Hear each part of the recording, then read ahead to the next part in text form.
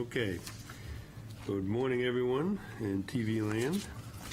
Welcome to the June 25th meeting of the Trustees of Trust Funds.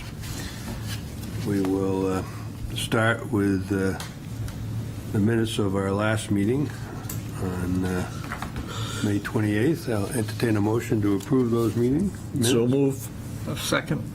Okay, any comments or corrections? Or I do have one, Yep.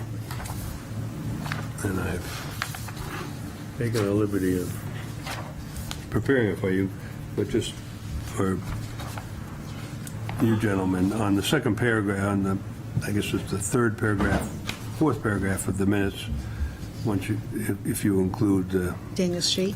thing, it's the one that deals with the Daniel Street Trust, and I just wanted to clarify what Suzanne Woodland had said to me, just so we're not putting words in her mouth. But so what I said here is I'm going to move that we amend the minutes to replace that paragraph with the following. The chair provided an overview of the status of the remaining funds held in the 135/143 Daniel Street Trust following the discussion of the trustees at their last meeting regarding the existence of a 10-year sunset provision in the trust agreement. The chair spoke with Deputy City Manager Suzanne Woodland, the person at the city who negotiated the agreement with the Charitable Trust Division of the New Hampshire Attorney General's Office. Ms. Woodland noted that the trust was established to ensure that the proceeds from the sale of the Connie Bean Center / USO building would be used for two purposes. One, to construct or renovate a new public civic building for recreation, educational, and civic needs of the community, and two, to provide memorial and celebratory activities recognizing the contributions of servicemen and women to their country. The latter was limited to $20,000. Ms. Woodland explained that the 10-year provision was added at the request of the AG to ensure the civic building was promptly constructed. It was not intended to apply to the veterans-related activities for which only a small amount of the trust corpus was reserved. This understanding has never been challenged by the AG. It is expected that the remaining funds will be dispersed in the next few years, subject to the $2,000 per year limit. Okay with that? All right. Then, subject to that amendment, all in favor? Aye. And the chair votes aye. All right. DD Wealth reports. Haven Metals. Oh, the Haven Metals. Okay, I'm sorry. So here's the story. After our last meeting, Judy reached out to legal and asked if they would perform a research or reach out to the state archives and the registry of probate in Rockingham County to see if we could locate Horace Haven and obtain a copy of his will. They were unsuccessful in doing that because there were no records suggesting that an estate for him had been probated there. So they did do a search of the public records relating to cemeteries and determined that, yes, there was Horace Haven, who I think died in 1843 in Portsmouth, and he was the son of Nathaniel Haven, who was a pretty significant clerical figure in the first half of the 19th century. So we don't have anything yet, but I did some online research at the Athenaeum's records, and there is a file related to Horace Haven. I reached out to Tom Hardiman yesterday, but he was not in, and so I haven't heard from him. But there is a reference in the Athenaeum's records suggesting that the medals were set up by a bequest made by Horace.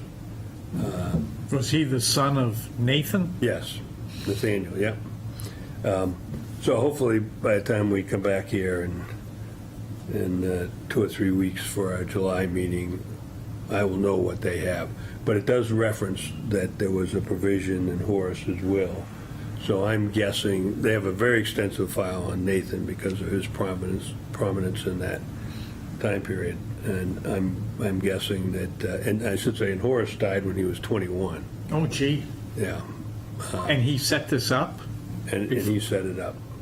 I expected his father probably set it up for him, but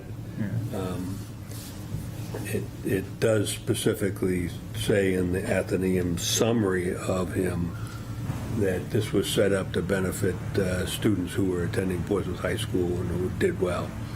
So I'm guessing they may actually have the document that set it up. That's fascinating. You Well, found yeah. that. That's great. Yeah, it will be interesting to find out more about it, but we may actually be able to get a copy of the final document. Good. Okay. So we're getting there. Now TD Well. Okay. So I sent you, do you need copies of the Right, ones that could I have one? I Yeah, left mine at absolutely. home. I do have it. And I also have my reports as well. Oh, good. Thank you, That's the Judy. TD, Yeah, 7%. and then this is Thanks.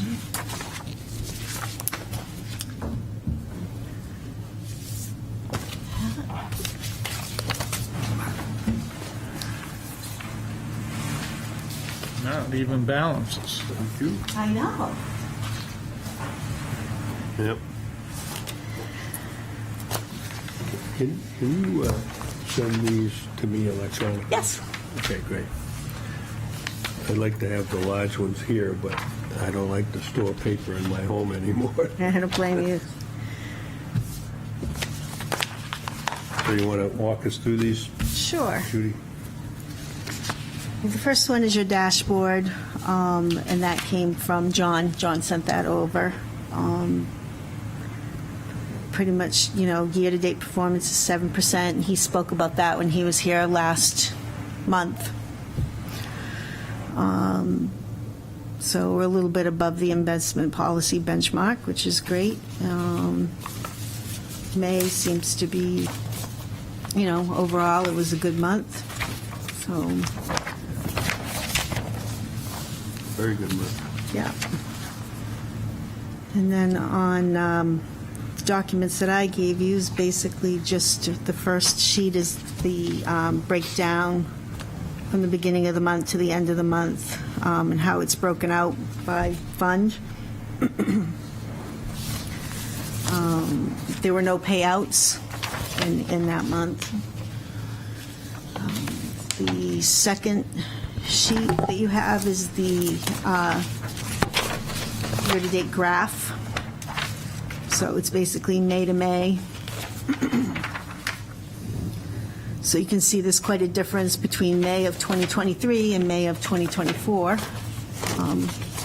About $3 million worth, $4 million worth of difference. I mean, we did have the deposit in, a couple of deposits in back in May with some additional scholarship monies that had come in. Yeah. Mortimer and McCann back last year, which helped boost it some, but the portfolio's done well. This must be our high water mark. It, pretty close, yeah. Can't- Yeah, we're actually, Yeah, it is. a March high and one. May were within like $5 of each other, but other than that, Yeah. And then the third sheet is just since inception for TD. So you can just see,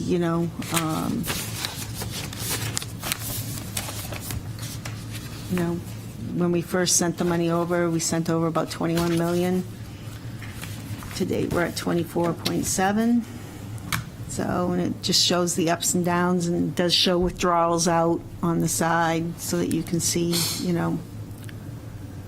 when things have come out, and just a little history.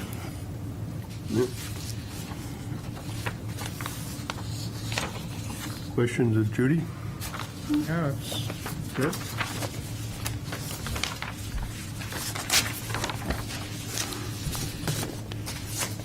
So we'll start writing out the scholarship money. Oh, yeah. And so that. Yeah, I'm waiting for the list from Brittany, and then that will start going out. I've already been contacted by a couple of parents, but I don't have the list from Brittany yet, so she's supposed to get it to me this week, so. How much did we send over or authorize? 200-something thousand? 200 plus. Yeah. Yeah. I'm thinking like 230, but I'm Yeah, that's. Yeah. Okay. so, they'll be coming in hot and heavy there in July and August, so you'll be signing a lot of checks. And when will we do the next distribution to Prescott Park? Right now. I knew it was around here. Right now. So that will make it tough for us to keep up at this level unless the market goes really nuts. Yeah. All right. All right. So. Any other questions or observations? Sounds good. Always quick and easy when the numbers are nice. Okay. This is for Prescott Park and the Marine Maintenance Trust distribution. You can see year-to-date. And again, not everything is in yet. This, is not all the way through obviously the end of June, so there's stuff still coming in. But this is where we're at, and, it's time to make the second distribution of $102,000 from the Prescott Park Fund and the $11,500 from the Marine Maintenance Trust, which was authorized, I can tell you the exact date because I did write it down. Glad I wrote it down. One of you might actually have it written down somewhere on my paper. Was authorized last year. Yeah. For the fiscal year '24 payout. So, and I do have the check. So this will complete the obligation for fiscal year '24. And back in February, I think we voted on fiscal year '25. And it was a little bit higher than what we have, but not a lot. And really, the bump up was in the Marine Maintenance Trust to help out with the cost of the dock tracking system, which is going up in price. So What is the city's appropriation in this year's budget for Prescott Park? in fiscal year '24, current year, the appropriation from the general funds will be $241,537, and that is going up next year. Yep, That's the year that we're just closing out. correct. The And- June 30 year, Yes. Fiscal year. 241 was what the city. 241. And What we, the and city- we put in 227.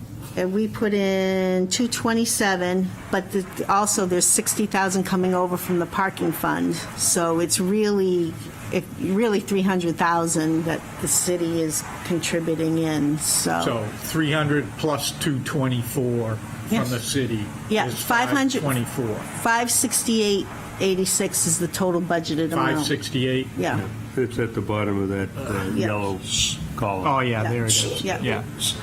How do you justify 60 from the methods? the charging the parking spaces, it has something to do with the parking spaces right next to Prescott Park. They're collecting money for that now, I believe, and that money is being allocated over to Prescott Park. Okay, all right. They're going to get it one way or another. Yeah. So, and it is going up. I mean, the cost of everything, the flowers and everything is just, But it's good to have that number 568. That's Yep. what it costs to run that yeah. place. In fiscal year '24, that's what it costs to run the park. So,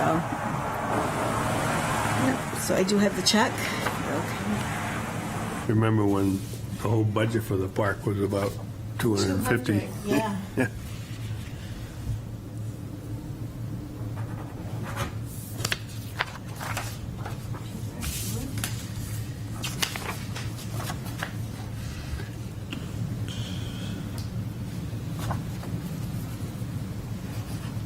I just hope the future of that park is handled well. Yeah. It's in your hands, Tom. It's not in my hands. No more? No. Really? They, we can talk about it afterwards. Okay. They didn't continue the Blue Ribbon Committee on the master plan implementation, so it's a little up in the air right now. The cost associated with the The buildings and everything? environmental issues is much larger than anybody anticipated, so. Okay. And I do have one other item. In the past, the last time we did it was in 2020. We used to every year allocate money out of the library funds based on, we did payouts based on how much income and interest that was earned through the investments on that prior year. The last time we did it was 2020. Oh, pay it to the library. Pay it to the library so that they can buy books or whatever Right. they want with it. Right. I think what happened was 2021 was the whole Change. COVID thing, and everything kind of shut down and kind of lost track of it, and I'm sorry, I did lose track on the payout. We really should be making yearly payouts, so I do have them here, and I have backup to walk you through. It would be nice if we could do this and get the funds out, because I'll be getting ready to start closing out fiscal year '24. And the library has, people have not contacted us? That's what prompted it. Oh, okay. Yeah. Well, good for them for being on top of it. It's not your fault for, Yeah, it's... Is that the trustees or Christine who contacted? Christine reached out to me. She had questions on the Levinson Family Trust, because I guess they're interested in possibly using it. using it. No, Right. that's good news. So she had some questions. She asked me how much was in the fund, and then we had a conversation earlier regarding these other trusts, and I was like, I need to look at that. And then when I looked at it, I'm like, wow, she's right. I should talk to her. Yeah, yeah. So, anyways, so what we're looking at, if you look at the very bottom of the page, you can see there's two lines. One's highlighted in yellow. That's what the proposal is for issuing a check out of that. Helps us tell the body. No.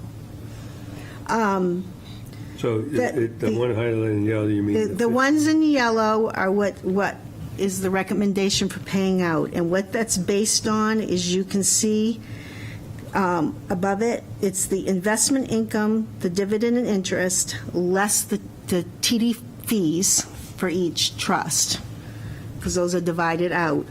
So the total amount, for example, for the community trust, community library trust one, or common library trust one, is for $1,853. For the common library trust two, it's $70.20. It's a smaller trust. The third one is and I'm not going to say that right. Zahor. Sazor, 136.10. The fourth one is Boyan, and the Boyan Trust is a little bit different in that one goes to the Dondero School to purchase books, and they also, in the trust, only allow 75% of the income earned. So that's where you see that the restriction amount of $189, that's being held in reserve to continue to stay in the trust. So the total payout for that one is $569.34. The Stewart Trust, that one goes to the high school, and that one's $330.88. And then the Fernand, excuse me if I'm not saying that right, is $11,526. And that's that's one of the bigger trusts, and that one goes to the library as well. How much is in that? $600,000?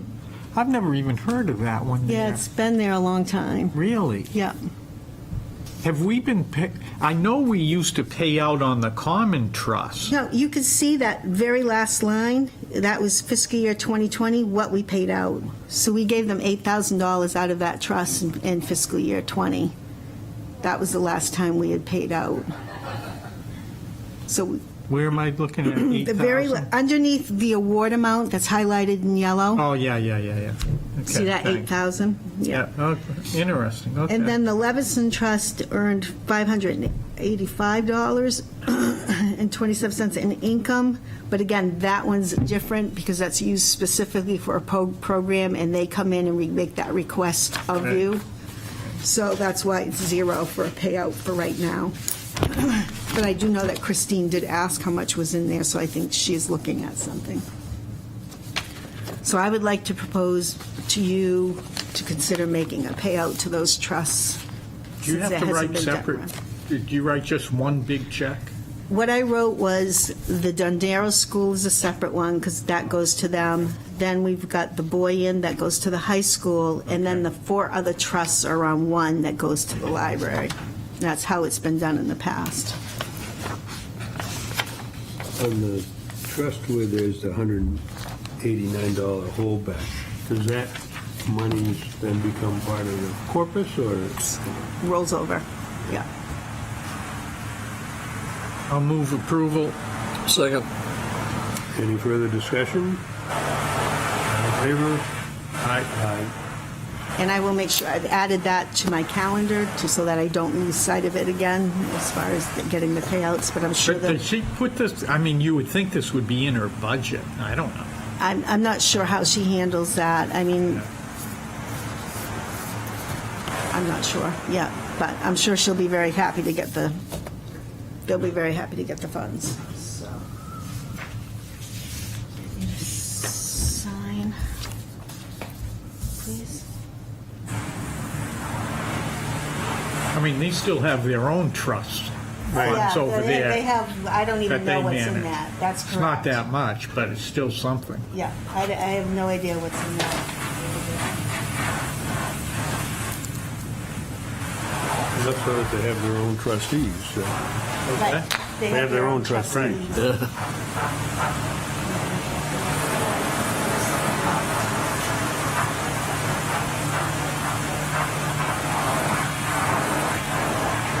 Surprised they haven't requested it. It's got to be in their budget. It's like There a was s- a transition too. Steve Butzer Right, was there, right. Christine was That there. That transition. happened with Cole, Right. you know. But I haven't even met Christine yet. oh, she's very nice. Yeah. I sat on a committee with her. She's pretty sharp.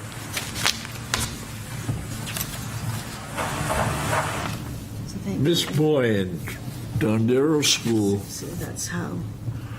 Those are Oh, the yeah. 4 trusts. She was principal there for Used to go to Portsmouth High School and then quite that. a few years. Okay. Thank you. Yeah. Well, you were. No, I think I was on the school board then. That goes way back. Which Fernald I, set up that one? Yeah, I don't know. I don't know the history of that one. The Fernald one? Don't know. I mean, I can dig them out.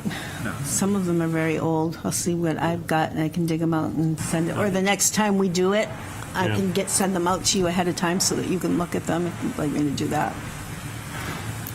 Okay. So that's it for me. All right. Any new business from either of you? Okay. And there's nobody here from the public, so entertain a motion to adjourn. so move. Second. All in favor? Aye. Aye. Aye.